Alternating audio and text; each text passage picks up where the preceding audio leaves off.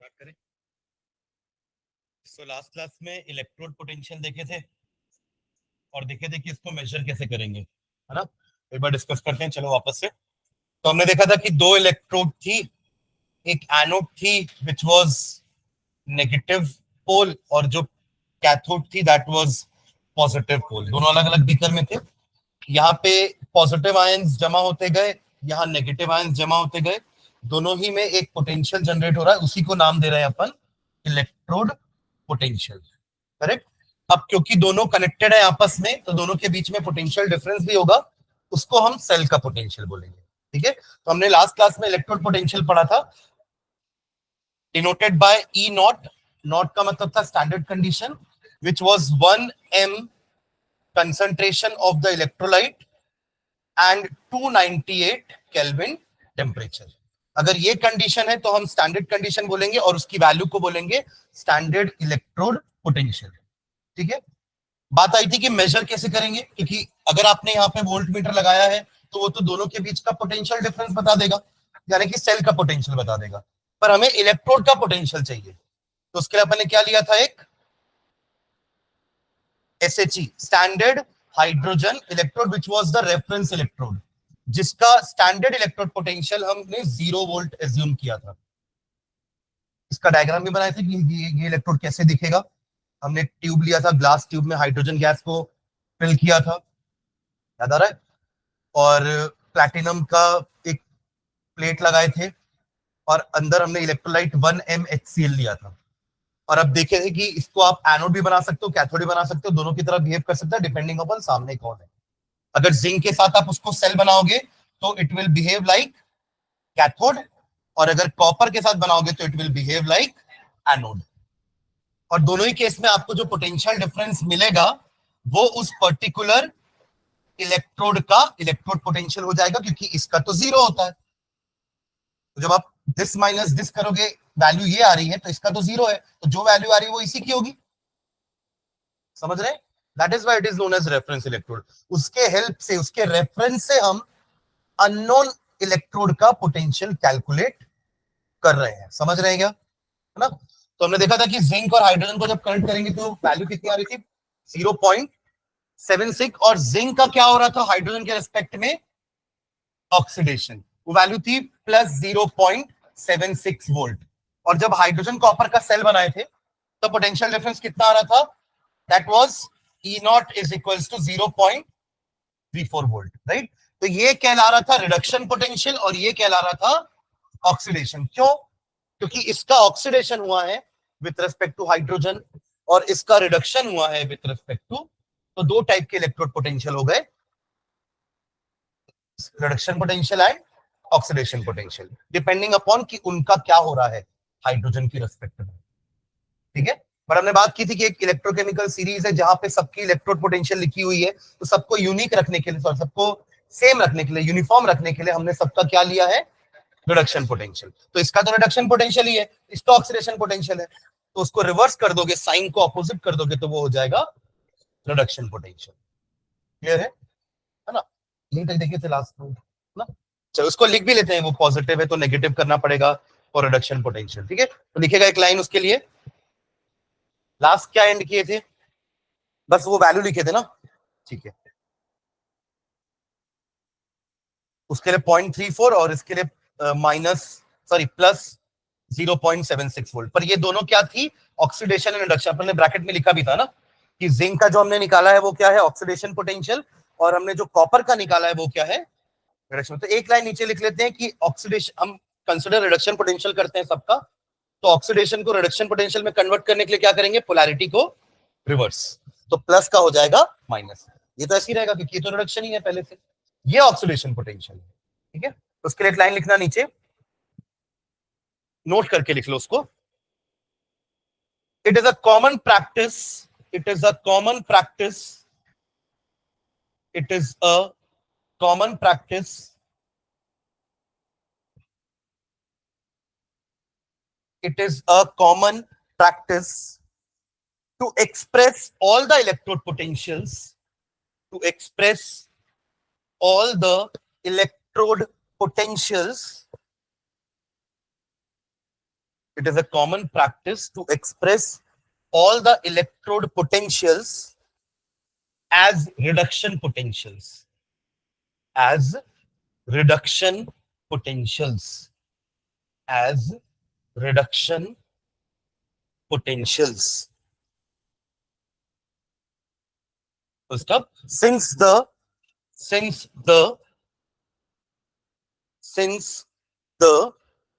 reduction half reaction, since the reduction half reaction is just the reverse, since the reduction half reaction is just the reverse of the oxidation half reaction,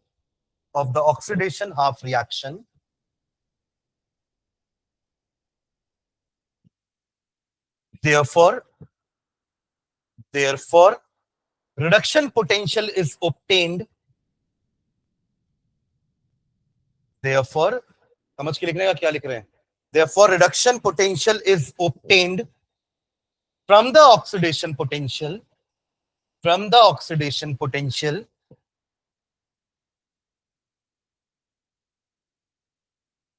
क्योंकि voltmeter से तो zinc का oxidation potential ही मिला था ना हमें, from the oxidation potential by simply changing the क्या sign, by simply changing the sign.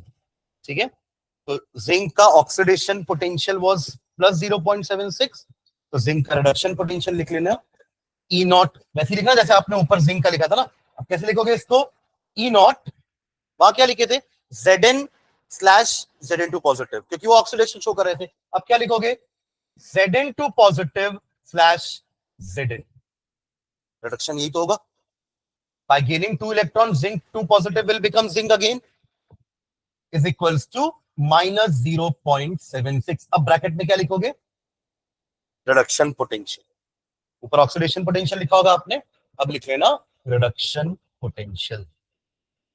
समझ गए, क्योंकि टेबल में वो इलेक्ट्रोकेमिकल सीरीज में आपको नेगेटिव वैल्यू दिखेगी, तो कंफ्यूज नहीं होना है. समझ गए क्या, क्योंकि वो उसका रिडक्शन पोटेंशियल लिखा हुआ है. ठीक है, तो और अंदर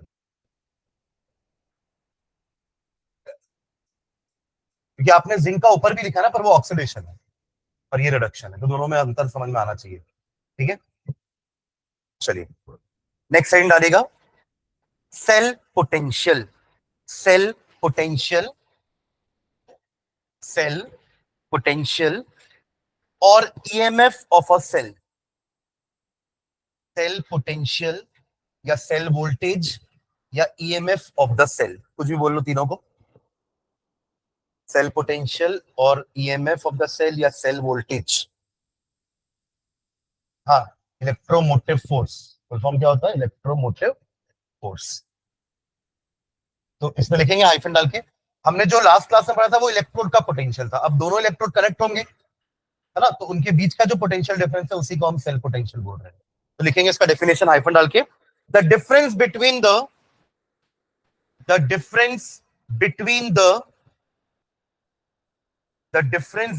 the electrode potentials, the difference between the electrode potentials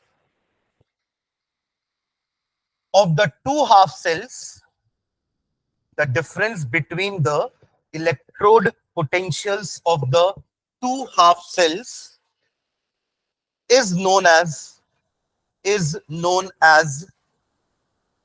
cell potential, is known as cell potential or cell voltage, or cell voltage, full stop. It is called EMF of the cell. It is called EMF of the cell. It is called EMF of the cell if no current is drawn from the cell. If no current is drawn from the cell.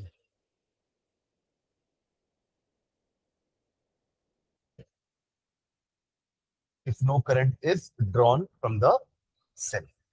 ठीक है, इसका फॉर्मूला लिख लेना, E naught cell, it is represented by E naught cell and is equal to E naught cathode minus E naught anode. E naught cathode minus E naught anode. अगर ये standard condition है तो, नहीं है तो वो ऊपर के नॉट्स हटा देना, तो E cell is equals to E cathode minus E anode हो जाएगा। ठीक है,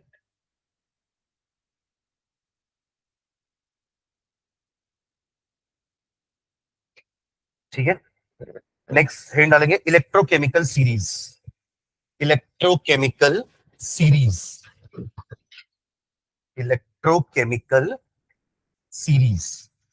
हमने इसके पहले एक टाइप की सीरीज पढ़ी है क्लास 10th में, वो थी एक्टिविटी सीरीज या रिएक्टिविटी सीरीज, जहां पर मेटल्स अपने डिक्रीजिंग ऑर्डर ऑफ रिएक्टिविटी में अरेंज्ड होते थे। सबसे ऊपर में जो है वो सबसे ज्यादा रिएक्टिव, जैसे सोडियम पोटेशियम, और जैसे जैसे आप नीचे आओगे तो मिड वाले आएंगे, और जैसे नीचे आओगे तो आपको हाइड्रोजन में मिलेगा, और उसके नीचे आओगे तो least reactive elements, silver, gold, silver, platinum, वो लीस्ट रिएक्टिव। तो दैट वाज रिएक्टिविटी सीरीज। अब ये जो इलेक्ट्रोकेमिकल सीरीज है, ये क्या है? सारे इलेक्ट्रोड्स का हमने पोटेंशियल निकाला, सबको रिडक्शन के फॉर्म में एक्सप्रेस कर दिया, जिसका ऑक्सीडेशन था उसका साइन चेंज कर दिए, और रिडक्शन वाले का तो सीधा वही आया वैल्यू, और उन सबको हमने increasing order of there reduction potential से अरेंज कर दिया।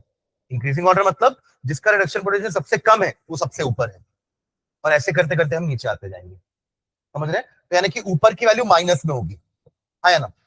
अब जिंक का देखिए ना, रिडक्शन पोटेंशियल माइनस में आ रहा था, तो बाकी सारे मेटल्स का भी रिडक्शन पोटेंशियल माइनस में ही आएगा, क्योंकि वो सभी हाइड्रोजन के रेस्पेक्ट में ऑक्सीडाइज हो रहे होंगे, तो वैल्यू पॉजिटिव आ रही होगी। फिर आप उसको उल्टा करोगे तो सारी नेगेटिव वैल्यूज आ जाएंगी।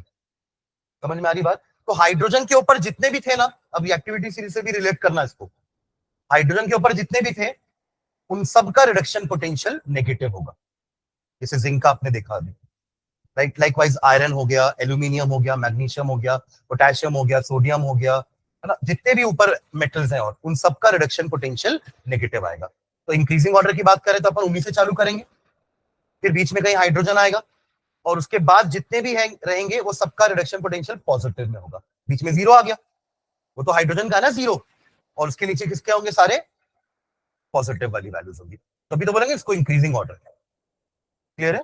चलिए इसका डेफिनेशन लिखना है इलेक्ट्रोकेमिकल सीरीज का। The various electrodes, the various electrodes, the various electrodes have been arranged in, have been arranged in, have been arranged in order of their, have been arranged in order of their increasing values of, increasing values of, increasing values of क्या? Standard reduction potentials. Standard, ये table standard है ना, मतलब अगर condition standard नहीं होगी तो हम टेबल को यूज नहीं कर पाएंगे। समझ रहे हैं? Increasing values of standard reduction potentials. To stop, this arrangement is called electrochemical series. This arrangement is called electrochemical series. This arrangement is called electrochemical series.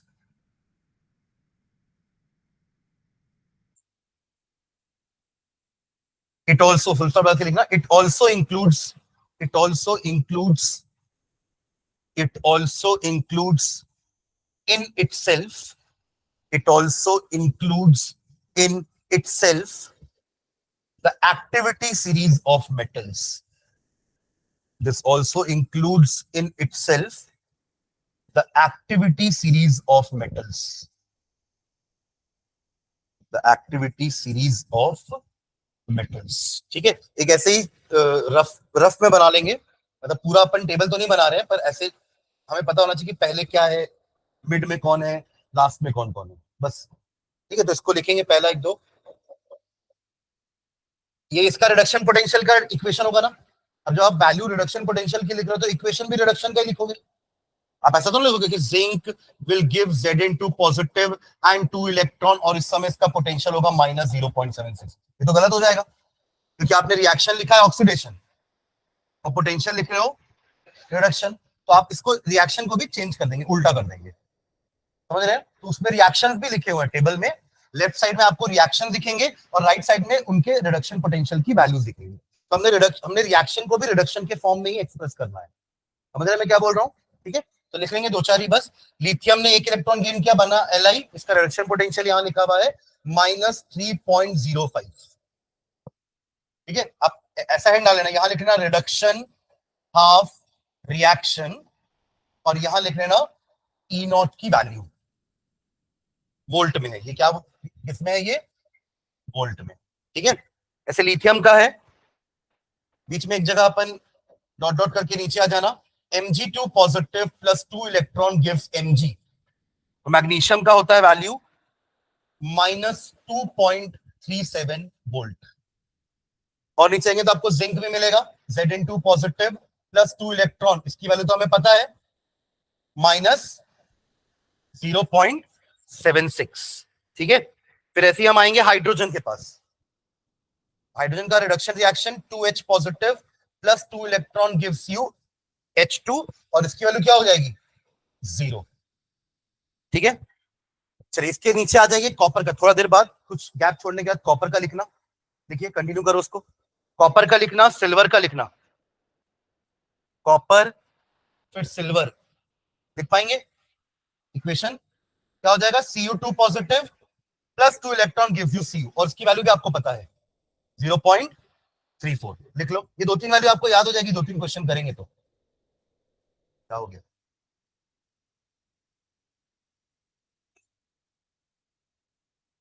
पूरा नहीं लिख रहे हैं अपन, बस शॉर्ट में 4-5 की वैल्यू लिख रहे हैं, लेकिन मुझे ना यहाँ पे कुछ इंक्रीजिंग ऑर्डर डिक्रीजिंग ऑर्डर दिखाना है।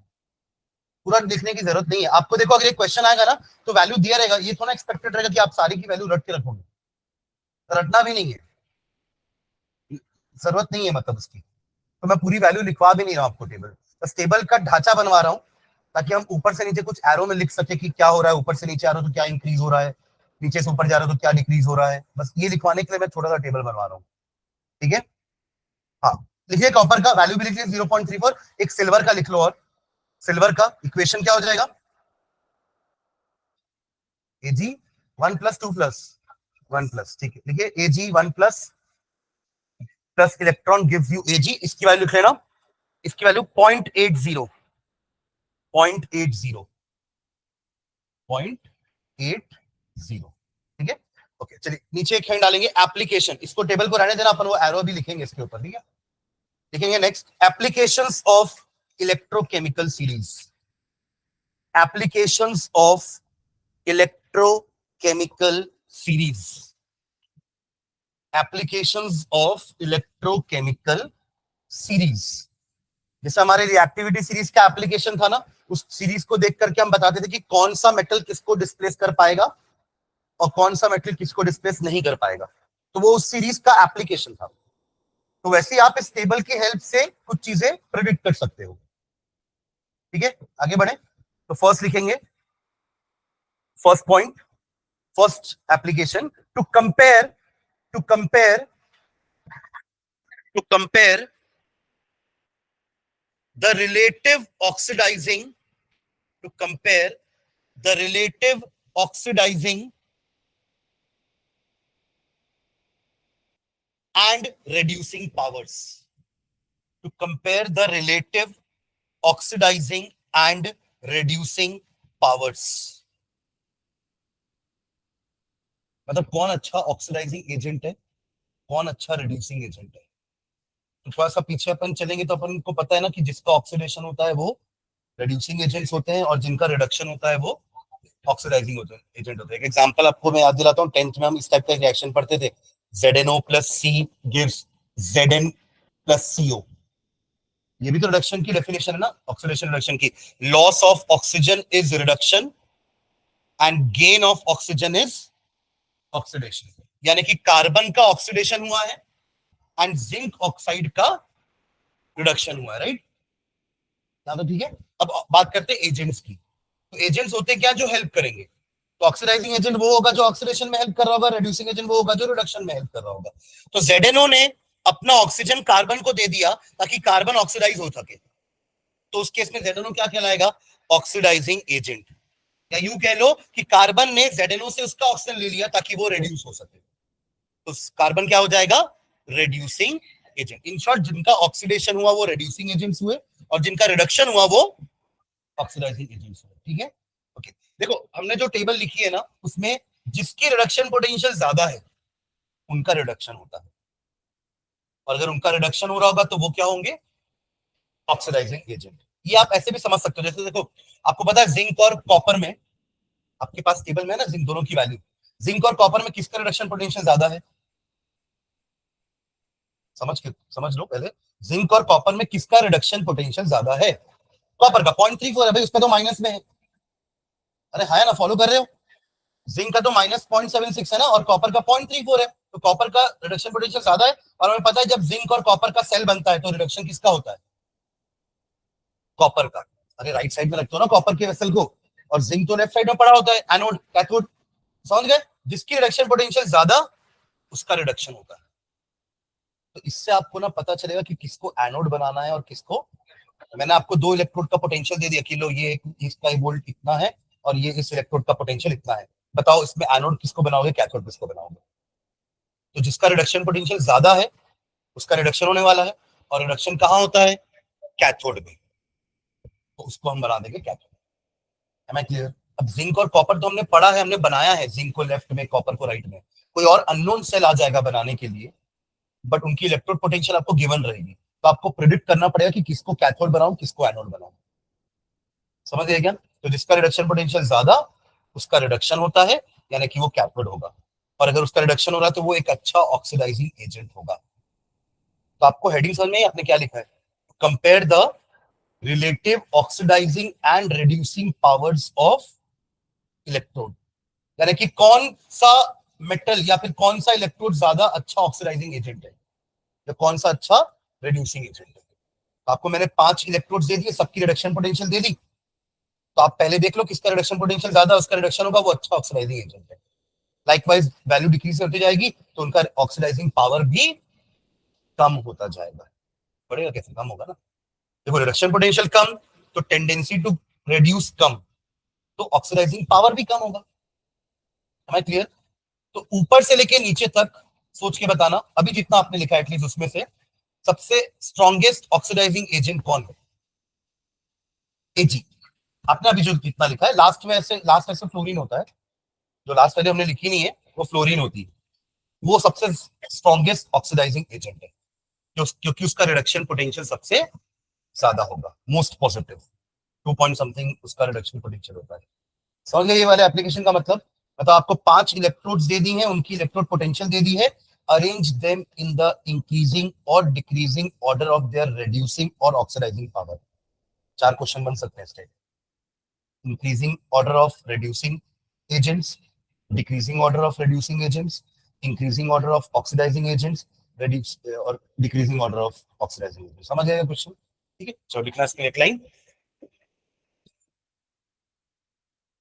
greater the reduction potential greater the reduction potential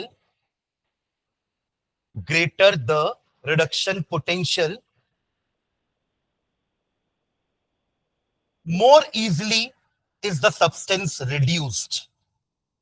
Greater the reduction potential, comma, more easily is the substance reduced.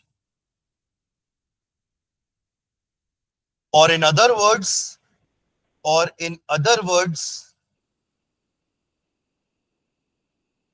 stronger oxidizing agent it is. Stronger oxidizing agent it is. समझिए क्या? तो हमारी table के according सबसे top में आपका lithium है जिसका रिडक्शन पोटेंशियल सबसे कम है, तो इसकी टेंडेंसी टू मतलब ये ऑक्सीडाइजिंग पावर इसका सबसे कम होगा, और जो सबसे बॉटम में उसका ऑक्सीडाइजिंग पावर सबसे ज्यादा। तो अगर मैं ऐसे एरो बनाऊं ऊपर से नीचे तो क्या लिखूंगा मैं? इंक्रीजिंग, हाँ, इंक्रीजिंग ऑक्सीडाइजिंग पावर। समझ गया? लिख लो उसको अपने वही टेबल में जहां पे आपने टेबल बनाई ना ऊपर।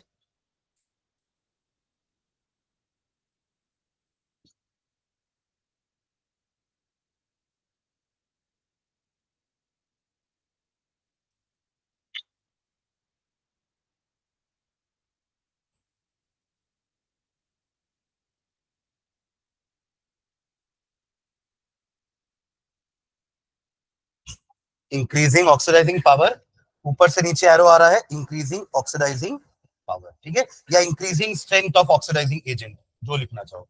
सबसे नीचे वाला सबसे स्ट्रॉन्गेस्ट ऑक्सीडाइजिंग एजेंट है, ठीक है, और ऊपर वाला सबसे लोएस्ट, यानी कि ऊपर वाला अच्छा रिड्यूसिंग एजेंट होगा, बेस्ट, उल्टा, ठीक है। तो आप इसी को जो इंक्रीजिंग ऑक्सीडाइजिंग पावर लिखे हो, इसी को आप ये भी लिख सकते हो डिक्रीजिंग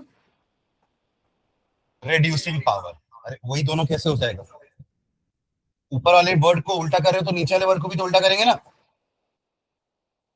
डिक्रीजिंग रिड्यूसिंग पावर, यानी कि टॉप वाला सबसे बेस्ट रिड्यूसिंग एजेंट और बॉटम मोस्ट वाला सबसे बेस्ट ऑक्सीडाइजिंग एजेंट। क्लियर है? तो ये दोनों लिख लेना। और एक काम करो, फ्लोरीन भी ऐड कर दो, है ना। फ्लोरीन का क्या हो जाएगा इक्वेशन? कंप्लीट करो इक्वेशन को। F2 क्या होगा? +2 electron gives you 2F negative. F2, F2 2 negative मत लिख देना। F2 +2 electron gives you 2F negative, और इसकी वैल्यू लिख लेना, प्लस में रहेगी 2.87 वोल्ट।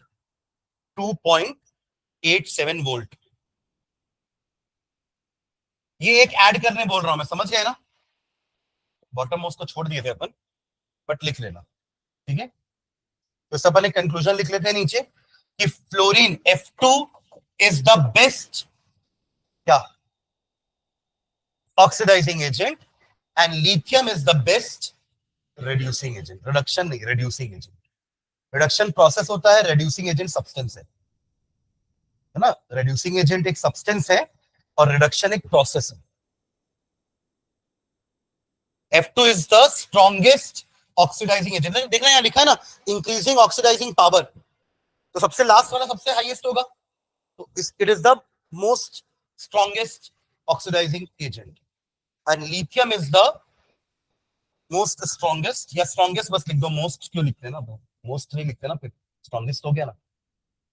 तो strongest reducing agent, strongest reducing agent, समझे क्या? हमने दोनों एरो को ऊपर से नीचे लाया, ठीक है। आप उल्टा लिखोगे तो फिर ये भी चीजें चेंज हो जाएंगी ना, ठीक है, क्लियर है। तो हो सकता है बुक में ये एरो ऊपर की तरफ होगा तो यहाँ कुछ और लिखा होगा, कंफ्यूज नहीं होना कि सर ये क्या है, आप तो गलत बता दिए, है ना। उल्टा एरो भी देख लेना एक बार, ठीक है। चलो,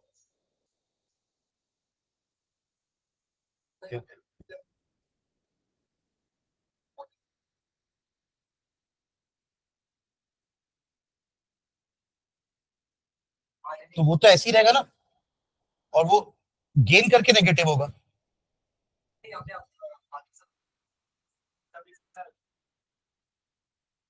तो H पॉजिटिव रहता है ना, F कैसे पॉजिटिव होगा? F is the most electronegative element, है ना। चलो, next second application, second application लिखेंगे, ठीक है। पहला एप्लीकेशन समझ में आ गया सबको? हमने किसी भी दो की अब रिडक्शन पोटेंशियल की वैल्यू देख के बता देंगे कि इन दोनों में कौन अच्छा ऑक्सीडाइजिंग एजेंट है और कौन अच्छा रिड्यूसिंग एजेंट है, just by seeing the value of electrode potential. यही तो यूज हुआ ना हमारे सीरीज का, ठीक है। चलो लिखो second, to compare, to compare, to compare the relative activities of metal, to compare the relative activities of metal,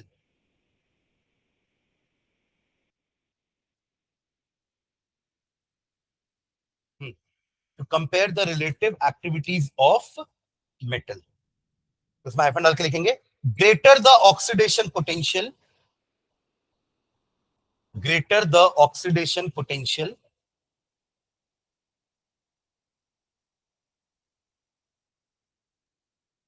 of a metal, greater the oxidation potential of a metal,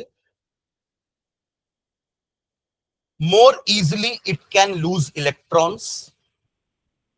More easily it can lose electrons, and hence greater is its reactivity. And hence greater is its reactivity. And hence greater is its reactivity. ठीक है, अब जैसे देखो reduction potential का हमने क्या बोला, जिसका रिडक्शन पोटेंशियल ज्यादा उसका रिडक्शन होगा, तो ये चीज ऑक्सीडेशन पे भी तो ट्रू होगी ना, कि जिसका ऑक्सीडेशन पोटेंशियल ज्यादा उसका ऑक्सीडेशन होगा। और हमें पता है मेटल की एक्टिविटी या मेटल की रिएक्टिविटी को आप कैसे मेजर करोगे, कि वो कितना जल्दी इलेक्ट्रॉन लूज करके रेडी हो गया है। समझ रहे हो मैं क्या बोल रहा हूँ? मतलब अगर क्लोराइड से रिएक्शन करने का टाइम आएगा तो Na पहले रेडी हो जाएगा एक इलेक्ट्रॉन लूज करके, इन कंपैरिजन टू कॉपर, क्योंकि इसका ऑक्सीडेशन पोटेंशियल कॉपर के ऑक्सीडेशन पोटेंशियल से ज्यादा है, तो ये पहले ऑक्सीडाइज हो जाएगा और रिएक्ट कर जाएगा, यानी कि ये ज्यादा रिएक्टिव हुआ। तो greater the oxidation potential, more easily it can lose electron, यानी कि more easily it can oxidize, और वो रेडी है रिएक्शन करने के लिए, and greater is its reactivity.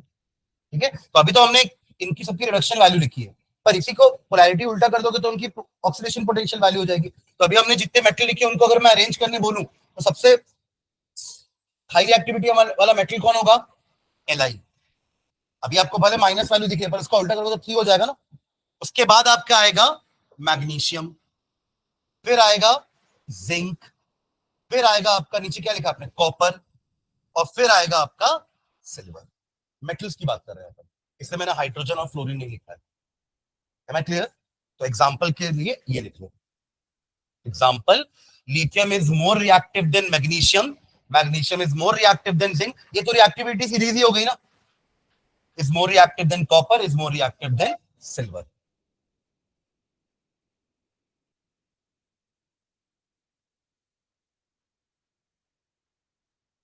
Done. Third application. Third application. To calculate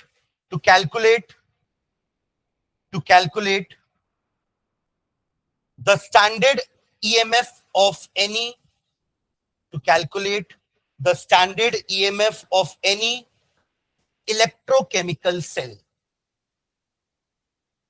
to calculate the standard EMF of any electrochemical cell, bracket में E naught cell, E naught ऊपर cell नीचे, ये तो अपन ऊपर देखे ना, इसका तो फॉर्मूला भी लिखे थे ना, E naught cathode minus E naught anode. तो ये टेबल से तो वैल्यू मिलेगी E नॉट की। मैंने आपको बोल दिया, बताओ तो कॉपर सिल्वर सेल का सेल पोटेंशियल कितना होगा स्टैंडर्ड। तो आप क्या करोगे, तुरंत टेबल निकालोगे, टेबल से दोनों की वैल्यू देखोगे, फिर टेबल से देखने का वैल्यू आप लिखोगे। E नॉट कॉपर की वैल्यू है 0.34 volt and E not silver की वैल्यू है 0.80 वोल्ट। अगला स्टेप हमारा होगा ये सोचना कि किसको एनोड बनाए और किसको कैथोड बनाए।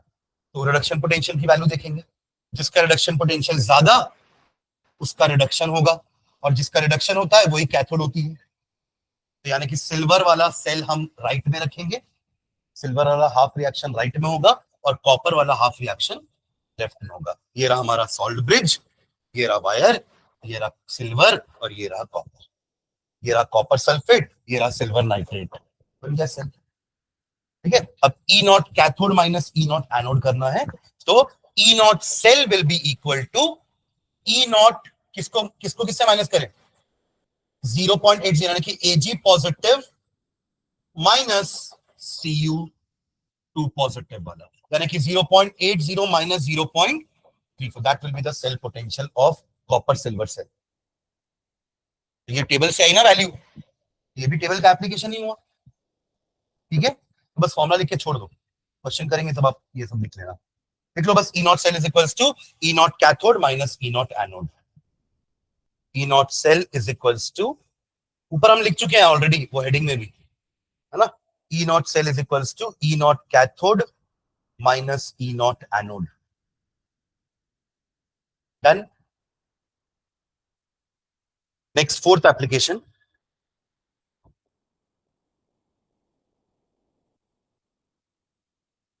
To predict the spontaneity of a redox reaction. To predict the spontaneity of a redox reaction. To predict the spontaneity of a redox reaction.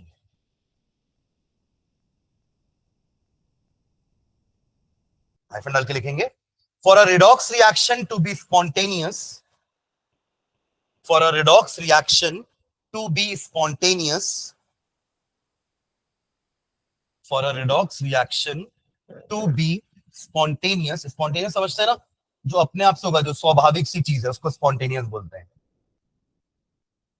तो for a redox reaction to be spontaneous, comma, the EMF of the cell must be positive.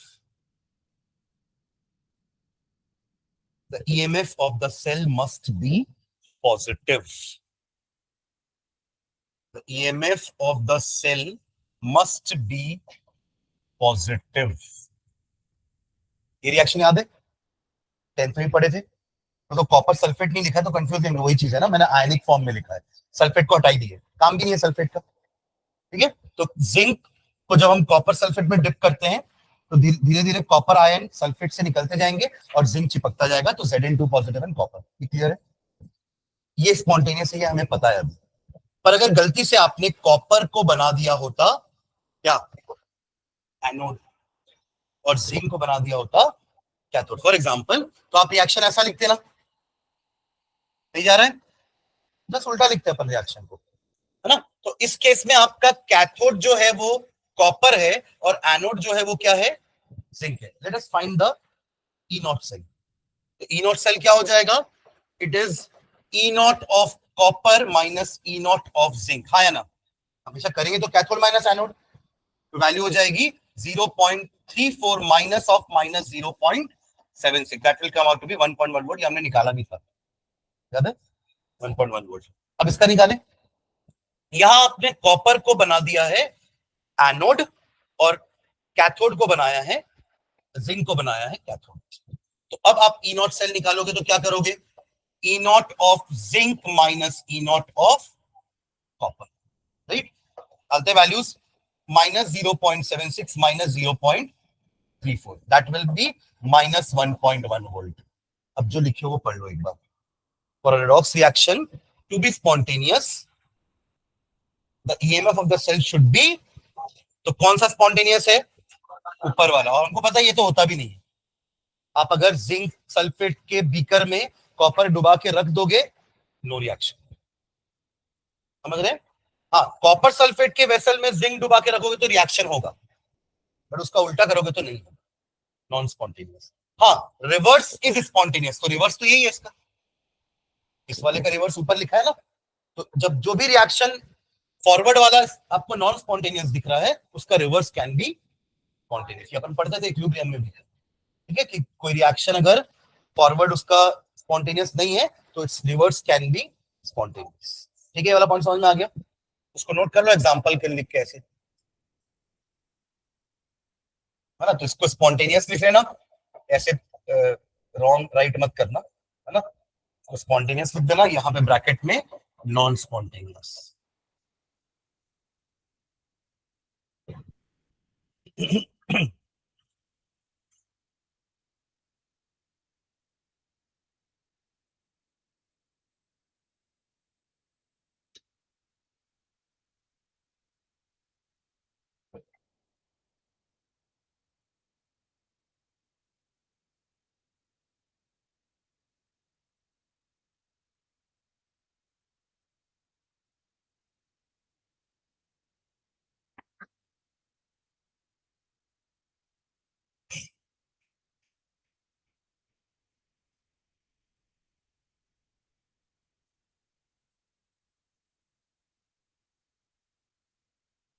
देखो, practically आप कभी गलती नहीं करोगे, तो ये तो लेफ्ट राइट तो अपना कन्वेंशन के लिए अपन ने बनाया है.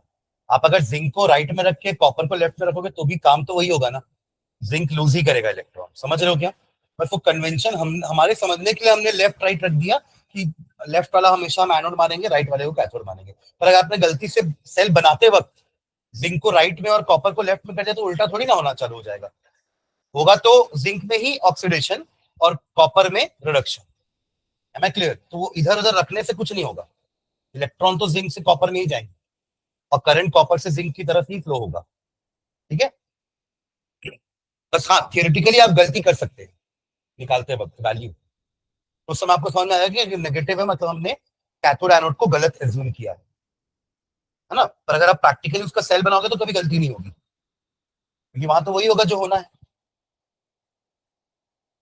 ठीक है, लास्ट एप्लीकेशन, फिफ्थ।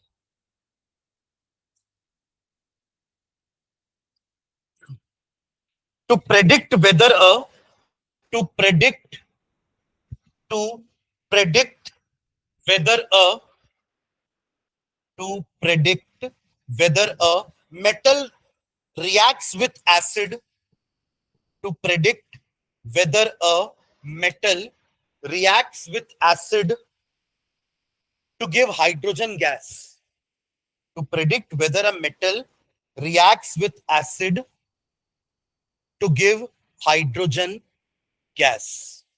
ये भी अपन एसिड की प्रॉपर्टी में पढ़ते थे कि मेटल, अभी लिखना मत इसको, plus acid give metal salt plus hydrogen gas is liberated. याद है ये 10th क्लास में हम एसिड बेस जब पढ़ते थे तो एसिड की प्रॉपर्टी थी कि अगर आप मेटल को, to be more precise active metal, क्या बोलेंगे अपन, एक्टिव मेटल को अगर अपन एसिड में मिक्स करेंगे तो it gives metal salt plus ये इंपॉर्टेंट है, हाइड्रोजन गैस लिबरेट होना इस रिएक्शन में। ठीक है, तो एक्टिव मेटल क्यों लिखा हमने, देखो ऐसा मेटल जो हाइड्रोजन के रेस्पेक्ट में ऑक्सीडाइज हो रहा होगा। देखो एक्चुअली वो हाइड्रोजन लिबरेट क्यों कर रहा है मैं आपको बताता हूँ।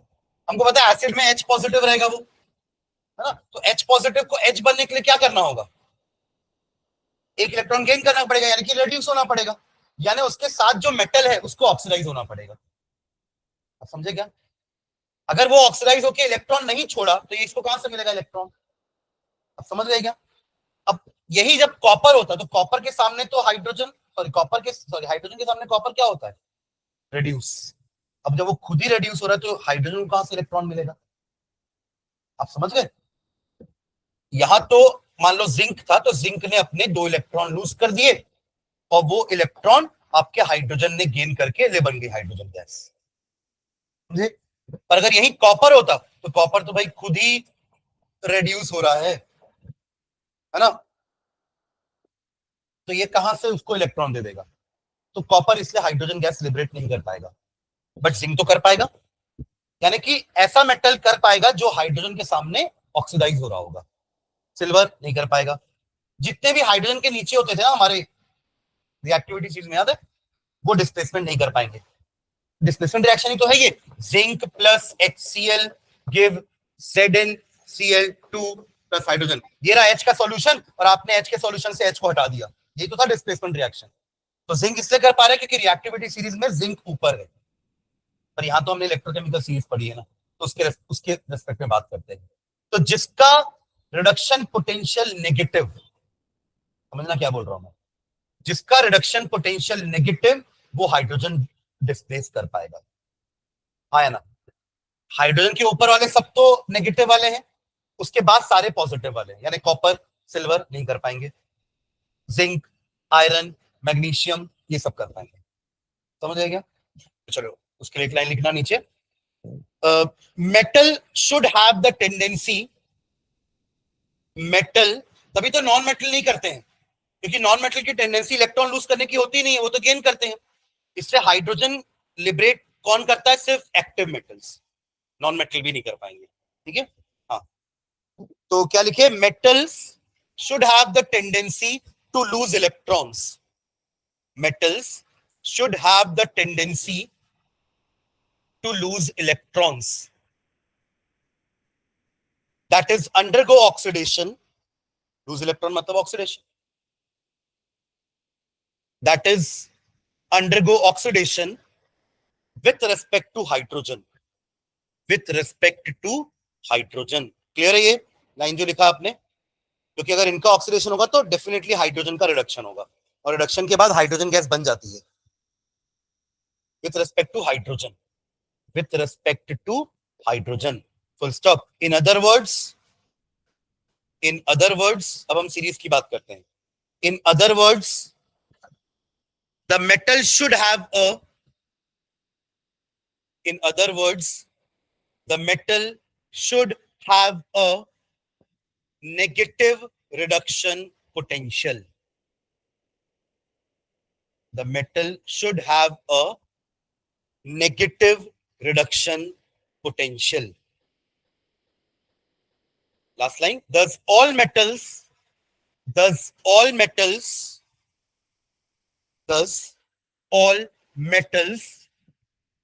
lying above hydrogen lying above hydrogen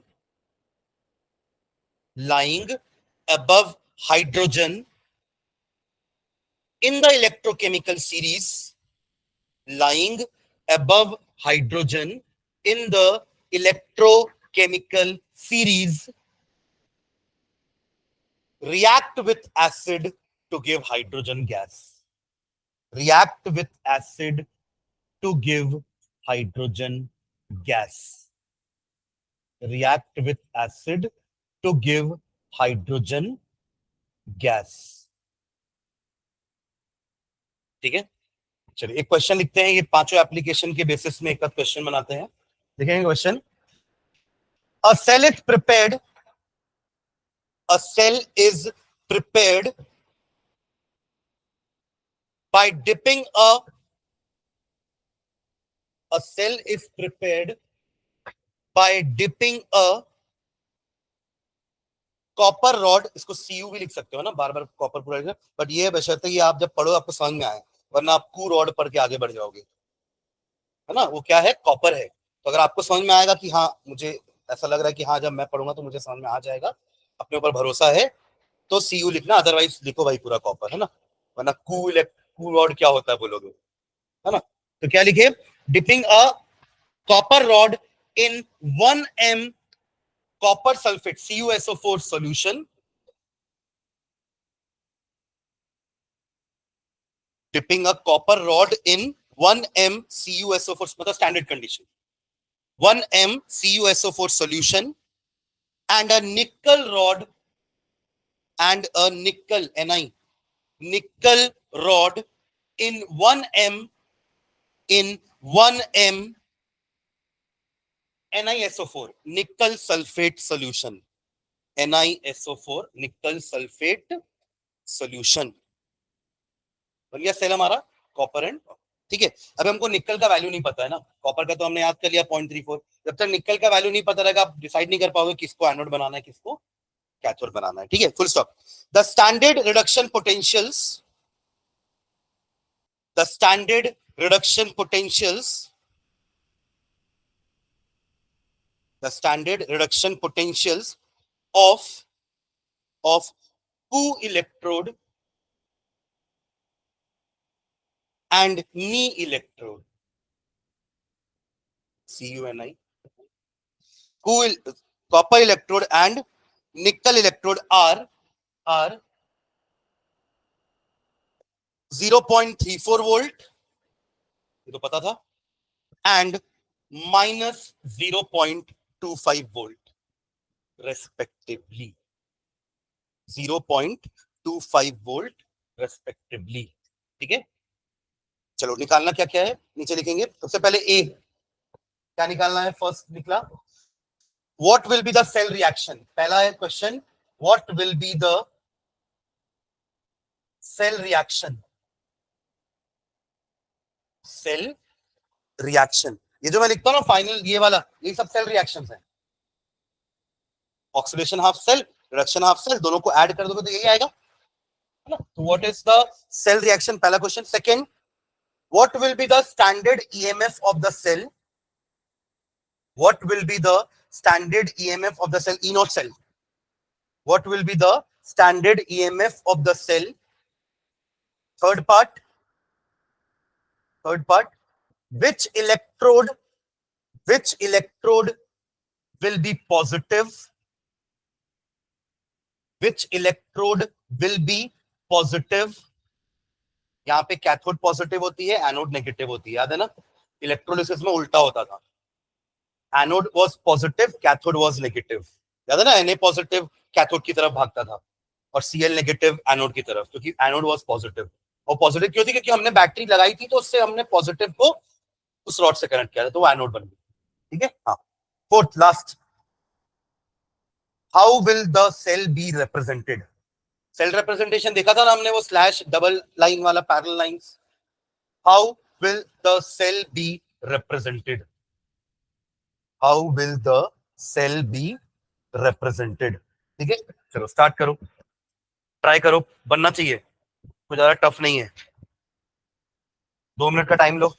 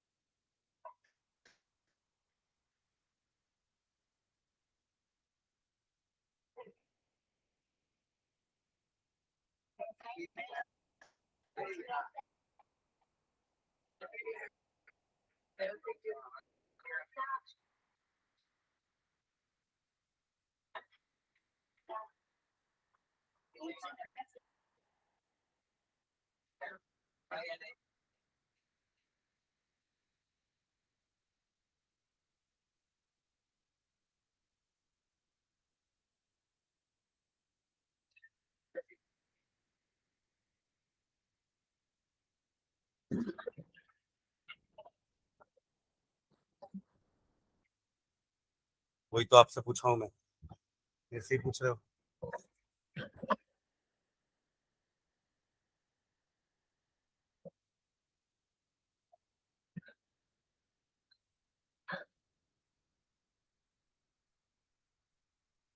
बना किसी का?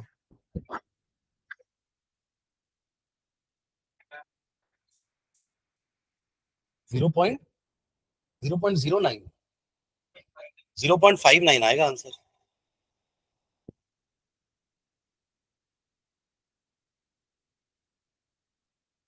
अच्छा, वैल्यू देख के आप क्या समझे कौन एनोड है कौन कैथोड है? आपके पास ई नॉट निकल दिया हुआ है, Ni2 पॉजिटिव, Ni 0.25 माइनस में, है ना? और आपको कॉपर दिया हुआ है Cu2 positive, Cu is equals to 0.34। ये रिप्रेजेंटेशन समझ गया ना, क्योंकि दोनों का रिडक्शन पोटेंशियल है। ठीक है, अब हमें पता है कि जिसका रिडक्शन पोटेंशियल ज्यादा वो रिड्यूस होता है, और जो रिड्यूस होता है वो कैथोड होता है। तो ये रहा आपका कैथोड, यानी कि यही है आपका पॉजिटिव रॉड, थर्ड आंसर। ठीक है, और ये है आपका एनोड, और ये है एक नेगेटिव पोल। ठीक है, मतलब अब हमें पता चल गया कि कॉपर का रिडक्शन हो रहा है और निकल का ऑक्सीडेशन। तो अब रिएक्शन लिख सकते हैं, देखो कैसा हो जाएगा। Ni, ऑक्सीडेशन क्या होता है? Loss of electron. तो Ni इलेक्ट्रॉन लूज करके बनेगा Ni2 पॉजिटिव प्लस 2 इलेक्ट्रॉन। ये हो गया आपका ऑक्सीडेशन रिएक्शन। समझ में आ रहा है ये? अब ये जो 2 इलेक्ट्रॉन लूज किया है, यही तो ट्रैवल करके जा रहा है बाहर वायर से, और जाएगा कॉपर के पास। Copper 2 positive plus 2 electron gives you copper. ये हो गया रिडक्शन। तो देखो डेफिनेशन क्लियर होनी चाहिए। Loss of electron is oxidation, gain of electron is reduction. ठीक है, दोनों को ऐड कर दें, ओवरऑल रिएक्शन आ जाएगा पूरे सेल का। तो Ni प्लस Cu2 पॉजिटिव, ये 2 इलेक्ट्रॉन कैंसिल हो जाएंगे, क्योंकि 2 जो छोड़ा वो इसने गेन कर लिया, तो आपको इलेक्ट्रॉन दिखेगा नहीं आखिरी में। Gives you Ni2 positive plus Cu। ये हमारा हो गया सेल रिएक्शन। ठीक है, कोई ऐसा जिसको समझ में नहीं आया? आपको छोड़ दो, क्या समझ में? कहां तक नहीं आया समझ में? ये दोनों समझ में आता, लाइन जो लिखा हुआ है ये भी नहीं आया, ये वैल्यू दिया हूं ये तो समझ ना। अब हमने वहां भी ऊपर क्या लिखा है कि जिसका रिडक्शन पोटेंशियल ज्यादा होता है, इन दोनों में ज्यादा वैल्यू कौन सी है? नीचे वाली 0.34, ये तो माइनस में है, तो जिसका रिडक्शन पोटेंशियल ज्यादा होता है ना उसका रिडक्शन होता है। और ये याद रखना, मैंने फर्स्ट क्लास से बताया एओसीआर, एनोड में हमेशा ऑक्सीडेशन होता है और कैथोड में हमेशा रिडक्शन। तो इससे समझ में आ गया कि ये आपका कैथोड है, क्योंकि इसका रिडक्शन पोटेंशियल की वैल्यू ज्यादा है तो इसका रिडक्शन होगा और रिडक्शन कैथोड में होता है।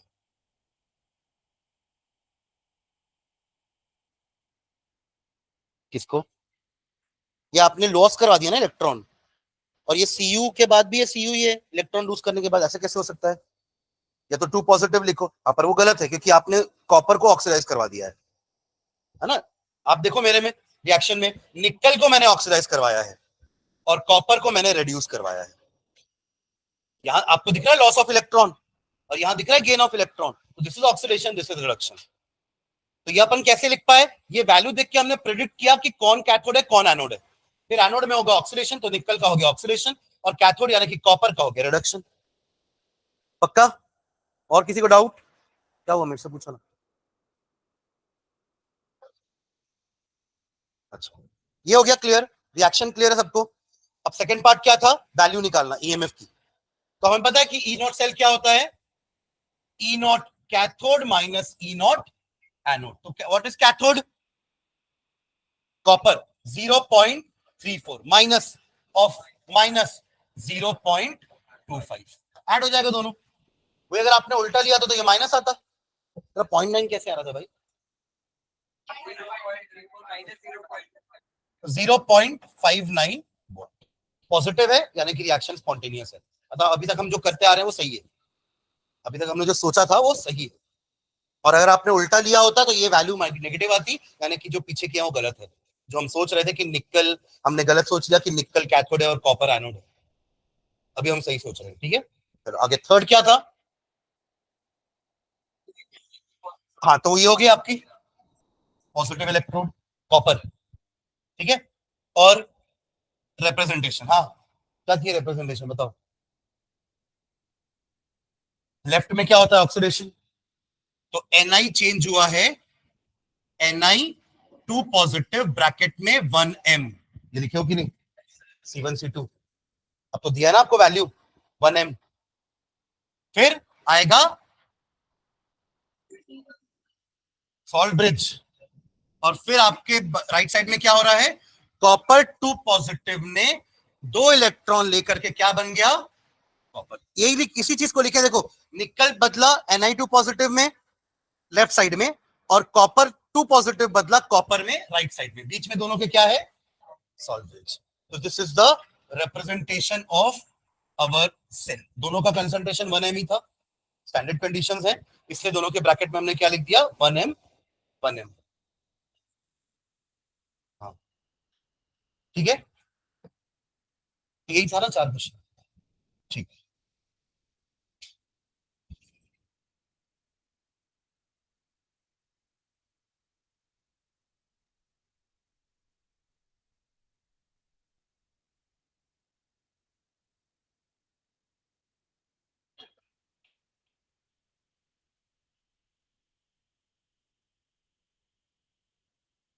हाँ, लास्ट एक क्वेश्चन और। Predict whether predict whether predict whether zinc and silver predict whether zinc and silver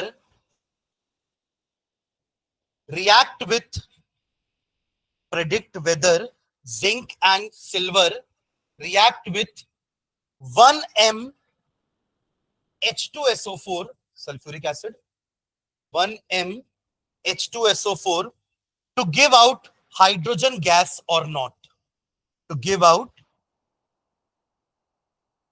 हाँ क्योंकि Ag नीचे है हाइड्रोजन की और ये ऊपर है, पर इसको अगर हम कैलकुलेट करने को आए तो कैसे करोगे? तो क्या लिखिए? Whether zinc and silver react with 1m sulfuric acid to give hydrogen gas or not। Values लिखना है दोनों की, सिंबल के फॉर्म में लिख रहा हूं यहां पे। E naught zinc is equals to minus 0.76 volt, and silver का भी आपको पता है Ag पॉजिटिव से Ag 0.8 क्लियर है ना? तो देखो अगर आपको ये हमने जो लिखा था ना हेडिंग, उसके हिसाब से तो हमको पता है कि जो हाइड्रोजन के ऊपर है वो डिस्प्लेस करेगा और जो हाइड्रोजन के नीचे है वो डिस्प्लेस नहीं करेगा, यानी कि नेगेटिव वैल्यू होनी चाहिए। उस हिसाब से तो अपना ऊपर वाला करेगा, नीचे वाला नहीं करेगा। बट इसको अपन प्रूफ कैसे करेंगे? तो स्पॉन्टेनिटी के साथ इसको थोड़ा सा अटैच करके प्रूव करने की कोशिश करते हैं। देखो आप क्या बोल रहे हो कि अगर डिस्प्लेसमेंट होगा तो zinc will react with H2SO4 and will give zinc sulphate plus hydrogen gas. ये होना चाहिए, यानी कि जिंक और इसका जब सेल बनेगा तो जिंक एनोड होगा और हाइड्रोजन कैथोड होगा। तो इसका E नॉट सेल निकाल ले, पॉजिटिव आना चाहिए। अगर आप बोल रहे हो कि ये रिएक्शन ट्रू है, ये रिएक्शन ट्रू है, तो आप बोल रहे हो कि इसका E नॉट पॉजिटिव आना चाहिए। तो E नॉट सेल क्या हो जाएगा? E naught cathode minus E naught anode. What is cathode here? Hydrogen, जिसका वोल्टेज कितना होता है, and what is anode here? Zinc, जिसका वोल्टेज कितना होता है? माइनस 0.76। तो देखो हमने यहाँ प्रूव भी कर दिया कि इसका ईएमएफ पॉजिटिव आ रहा है, इसलिए ये स्पॉन्टेनियस है। तो स्पॉन्टेनियस, ठीक है। अब यही काम इसके बाद करके देखते हैं, पहले यहां ध्यान दो फिर लिखना। अगेन सेम रिएक्शन, जिंक के साथ जो लिखा ना हमने उसको सिल्वर के साथ लिखते हैं। तो Ag plus H2SO4 gives Ag2SO4। Ag2 आ गया ना, कि Ag1 पॉजिटिव होता है, सल्फेट 2 नेगेटिव है। क्रिस क्रॉस करोगे तो सल्फेट का 2 नीचे आएगा, Ag का 1 उधर जाएगा। समझ रहे फॉर्मूला? Plus H2। अगर आप ऐसा चाह रहे हो कि ऐसा हो, तो यानी कि अगेन आपने सिल्वर को क्या माना है? एनोड, और हाइड्रोजन को कैथोड, जैसे यहां माने थे। तो E naught cell is equals to E naught cathode minus E naught anode. अब हमने कैथोड को क्या माना? Hydrogen, again 0 minus 0.34। अब ये वैल्यू क्या आ रही है? नेगेटिव, यानी कि नॉन स्पॉन्टेनियस, यानी कि ये नहीं होगा। तो इससे अपन प्रूव कर दिया कि silver can not displace hydrogen from H2SO4 but zinc can, क्योंकि ये रिएक्शन होता है, ये रिएक्शन नहीं होगा। अच्छा मैं कॉपर ले लिया, सॉरी सॉरी सॉरी, यहां पर वैल्यू तो नेगेटिव आएगी ना।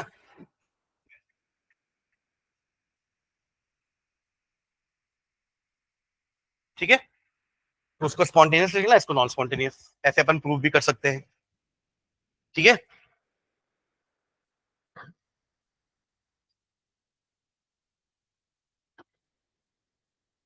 ठीक है। तो ये तो पूरी बात हो गई अपने स्टैंडर्ड्स कंडीशन की। अब अपन नेक्स्ट क्लास में नॉन स्टैंडर्ड कंडीशन में आएंगे, है ना। कंसंट्रेशन 1m से अलग और टेम्परेचर 298 केल्विन से अलग, तो ईएमएफ क्या होगा? Nernst equation. ठीक है, तो नेक्स्ट क्लास में हम नर्स्ट इक्वेशन पढ़ेंगे। इंपॉर्टेंट क्लास रहेगी, नर्स्ट इक्वेशन इंपॉर्टेंट टॉपिक है, वहां से भी क्वेश्चन आते हैं। ठीक है, चलो थैंक यू।